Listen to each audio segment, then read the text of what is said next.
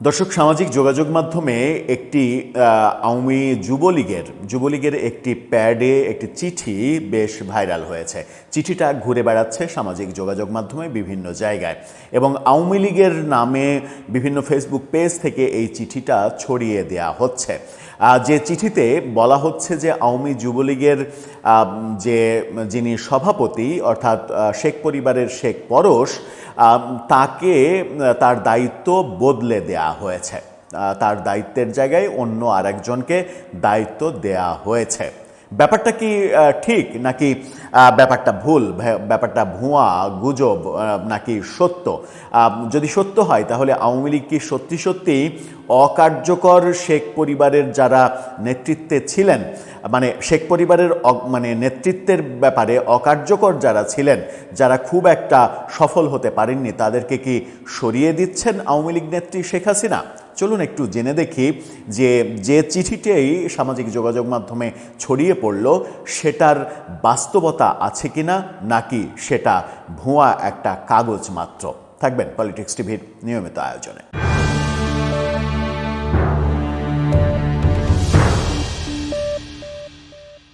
দর্শক, বলছিলাম সামাজিক যোগাযোগ মাধ্যমে একটি চিঠি ছড়িয়ে পড়েছে আওয়ামী যুবলীগের প্যাডে, কিন্তু সাদা কালো একটি চিঠি ছড়িয়ে পড়েছে। সেই চিঠিতে আমরা যেটা দেখছি সেটা হচ্ছে যে যুবলীগের প্রেসিডেন্ট চেঞ্জ করা হয়েছে, এবং সেই প্রেসিডেন্ট চেঞ্জ করে দায়িত্ব দেওয়া হয়েছে গাজীপুর সিটি কর্পোরেশনের সাবেক মেয়র জাহাঙ্গীর আলমকে। 2024-এর 5 আগস্ট আওয়ামী লীগ সরকার পতনের পরে বিভিন্ন সময়ে জাহাঙ্গীর আলমকে অনলাইনে বেশ অ্যাক্টিভ থাকতে দেখা গেছে, এবং জাহাঙ্গীরের পিএস তাকে ওই সময়ে আওয়ামী লীগ সরকারের পতনের পরে ওই সময়ে গাজীপুরে পিটিয়ে, কুপিয়ে, পুড়িয়ে, গাছে ঝুলিয়ে মারার ঘটনা, মেরে ফেলার ঘটনাও আমরা দেখেছিলাম। সেই সব কারণে জাহাঙ্গীরের ওপরে আওয়ামী লীগ কিংবা আওয়ামী লীগের নেত্রীর একটা সফট কর্নার তৈরি হতেও পারে। সেই কারণে মনে হতে পারে যে এই চিঠিটা অথেন্টিক। চলুন আগে চিঠিতে কি লেখা আছে সেটা পড়ে দেখি, তারপরে আমরা একটু যাচাই করে বোঝার চেষ্টা করি চিঠিটা কতটা অথেন্টিক। সেখানে আওয়ামী যুবলীগের প্যাডে লেখা রয়েছে প্রেস বিজ্ঞপ্তি: বাংলাদেশ আওয়ামী যুবলীগের সর্বোচ্চ অভিভাবক দেশরত্ন শেখ হাসিনার জরুরি সিদ্ধান্ত মোতাবেক জানানো যাচ্ছে যে দীর্ঘ অপশাসন মোকাবেলায় যুবলীগকে গতিশীল করার লক্ষ্যে তৃণমূল কর্মীদের আস্থার প্রতীক আলহাজ জাহাঙ্গীর আলমকে সভাপতি ভারপ্রাপ্ত হিসেবে দায়িত্ব প্রদান করা হলো। ভারপ্রাপ্ত সভাপতি হিসেবে যুবলীগের দায়িত্ব প্রদান করা হলো, সেটা লেখা। এবং চিঠিতে বার্তা যিনি প্রেরণ করছেন তার নাম হচ্ছে মোস্তাফিজুর রহমান মাসুদ, দপ্তর সম্পাদক, বাংলাদেশ আওয়ামী যুবলীগ। আমি জানি না যে মোস্তাফিজুর রহমান মাসুদ আওয়ামী যুবলীগের দপ্তর সম্পাদক কিনা, কারণ যুবলীগ সম্পর্কে খুব একটা পরিষ্কার, তাদের কমিটি সম্পর্কে খুব একটা পরিষ্কার ধারণা আমার নেই। কিন্তু এই চিঠির ভাষাতে একদিকে মনে হচ্ছে জাহাঙ্গীর আলম যেহেতু সামাজিক যোগাযোগ মাধ্যমে সরব, গাজীপুর সহ বিভিন্ন জায়গায় ইয়াং জেনারেশনের খোঁজ খবর তিনি রাখছেন বলে ফেসবুকে মাঝে মাঝেই চোখে পড়ে, দেখি আমরা। সেই কারণে শেখ হাসিনা তার উপরে একটা সফট কর্নার দেখাতে পারেন, সেই কারণে এটা সত্য হতে পারে। কিন্তু এর সত্যতা যাচাই করার জন্য আমরা যখন বাংলাদেশ আওয়ামী লীগের ভেরিফাইড ফেসবুক পেজে খোঁজার চেষ্টা করেছি, এই চিঠিটা জারি করা হয়েছে 15 তারিখ, এখানে 15 তারিখ দেয়া হয়েছে।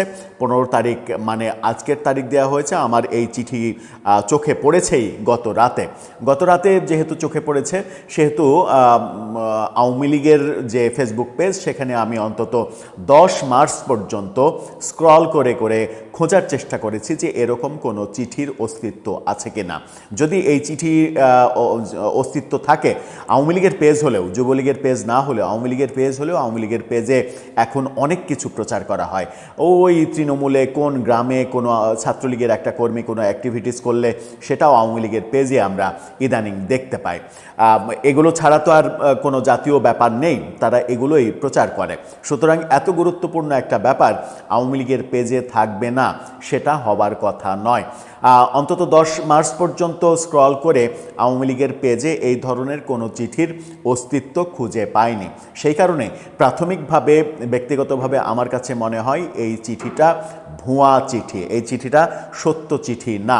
জাহাঙ্গীর আলমের কর্মী সমর্থকরা কৌশলে এই কাজ করতে পারে, এরকম একটা প্রচার করতে পারে যেন জাহাঙ্গীর আলমকে এরকম একটা বড় দায়িত্বে শেখ হাসিনা নিয়োজিত করেন।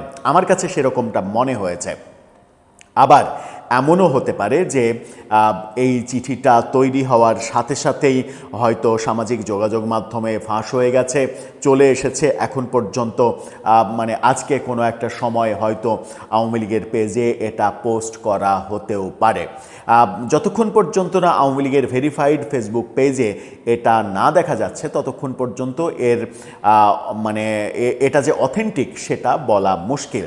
তবে আওয়ামী লীগের রাজনীতিতে বর্তমানে আলোচিতদের মধ্যে যে অন্যতম জাহাঙ্গীর আলম, এবং সেই ক্ষেত্রেরই একেবারে রিভার্স টোনে আলোচনার একেবারে বাইরে যে রয়েছেন শেখ মনির দুই পুত্র, শেখ পরশ যুবলীগের প্রেসিডেন্ট এবং শেখ তাপস ঢাকা দক্ষিণের মেয়র, এই দুই ভাই যে একেবারে আলোচনার বাইরে, এবং 24-এর 5 আগস্ট সরকার পতনের পরে, সরকার পতনের আগেই তো তারা দেশের বাইরে চলে গেছেন, এবং শেখ তাপস, ফজলে নূর তাপস, তিনি কিভাবে দেশের বাইরে গিয়েছেন সেরকম অডিও পর্যন্ত ফাঁস হয়েছে, সেগুলো আমরা দেখেছি।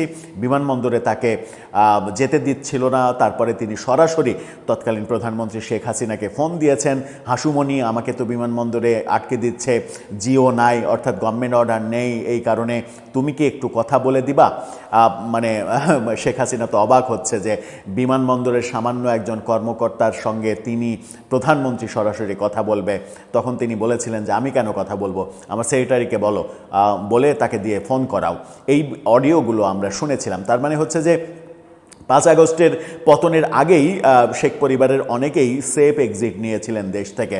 রাজনীতিতে এখনও তারা মানে সামাজিক যোগাযোগ মাধ্যমের রাজনীতিটা তো অন্তত করতে পারতেন তারা, কিন্তু সেটাও করছেন না। সেই কারণে অনেকে সবথেকে বেশি সমালোচনা করছেন শেখ হাসিনার আশীর্বাদে শেখ পরিবারের যে সকল সদস্যরা নেতৃত্ব পেয়েছেন কিংবা বিভিন্ন ধরনের সুবিধা পেয়েছেন, তারা মানে আওয়ামী লীগের এই দুর্দিনে খুব একটা ভূমিকা পালন করছেন না।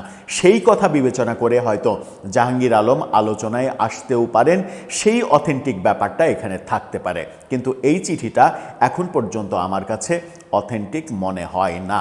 দর্শক, আপনার কাছে কি মনে হয়? আপনার মতামত জানিয়ে লিখতে পারেন আমাদের কমেন্ট বক্সে।